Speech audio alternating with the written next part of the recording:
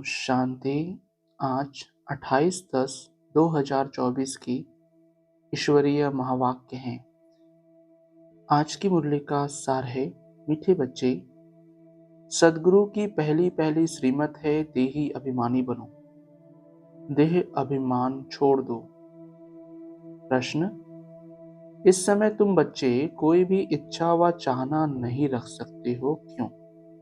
उत्तर: क्योंकि तुम सब वानप्रस्थी हो।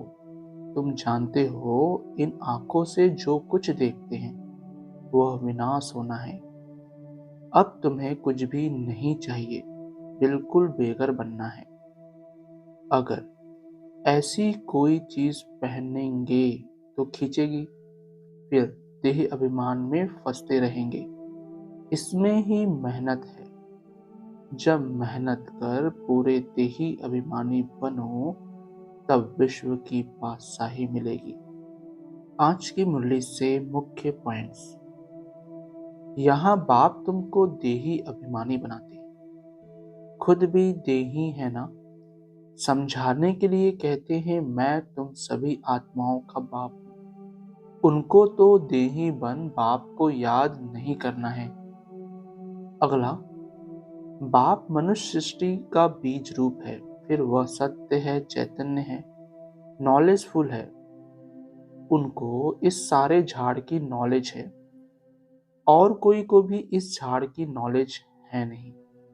अगला, बाप फिर कहते हैं, बच्चे, जो कुछ होता है ड्रामा के प्लान अनुसार, सब ड्रामा के वश है। बाप भी कहते हैं, मैं ड्रामा के वश हूँ। मेरे को भी पार्ट मिला हुआ है, वही पार्ट बजाता हूँ। अगला, बाप योग और नॉलेज सिखाते हैं। नॉलेज तो बहुत सहज है, बाकी याद में ही फेल होते हैं। देह अभिमान आ जाता है, फिर यह चाहिए, यह अच्छी चीज चाहिए, ऐसे ख्यालात आते हैं। अगला, बाप कहते हैं, यहाँ तो तुम वनवास में हो ना, तुमको तो अब वानप्रस्थ में जाना है। फिर कोई भी ऐसी चीज नहीं पहन सकते हैं। अगर ऐसी कोई दुनियावी चीज होगी तो खींचेगी। अगला, बाप कहते हैं, बच्चे, अपने को आत्मा समझ मुझे याद करो तो तुम्हारे पाप कट जाएंगे। मूल बात ही यह है। याद से ताकत आएगी, दिन प्रतिदिन बैटरी बढ़ती जाएगी, क्योंकि ज्ञान की धारणा होती जाती है ना। अगला, यह एक ही बाप टीचर सद्गुरु है जो देही अभिमानी बनने की शिक्षा देते हैं, और कोई दे न सके। और तो सब हैं देह अभिमानी, आत्म अभिमानी की नॉलेज कोई को मिलती ही नहीं। अगला, बाप कहते हैं, हम तुमको राजाओं का राजा बनाता हूँ, ड्रामा प्लान अनुसार। कई कहते हैं, हमारी बुद्धि में नहीं बैठता, बाबा हमारा मुख खोलो, कृपा करो। बाप कहते हैं, इसमें बाबा को तो कुछ करने की बात ही नहीं है। अगला, बाबा कहते, मनुष्य मनुष्य को फांसी पर चढ़ाते हैं, तुमको तो एक बाप की याद में रहना है। यह बड़ी मीठी फांसी है, आत्मा की बुद्धि का योग बाप की तरफ। धारणा के लिए मुख्य सार। इस बेहद नाटक में एक्ट करते हुए सारे नाटक को साक्षी होकर देखना है। इसमें मूझना नहीं है। इस दुनिया की कोई भी चीज देखते हुए बुद्धि में याद ना आए। दूसरा, अपने आसुरी स्वभाव को बदल देवी स्वभाव धारण करना है। एक दो का मददगार होकर चलना है, किसी को तंग नहीं करना है। वरदान,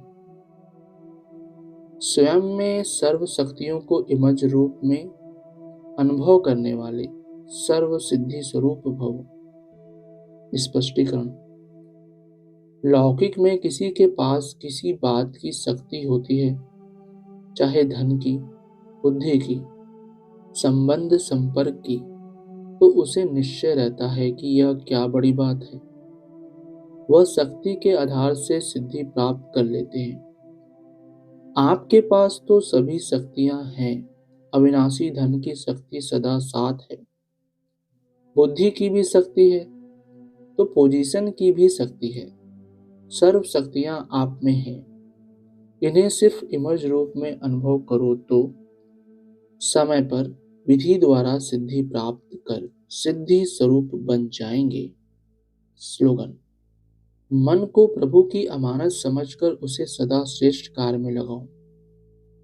मन को प्रभु की अमानत समझकर उसे सदा श्रेष्ठ कार्य में लगाओ।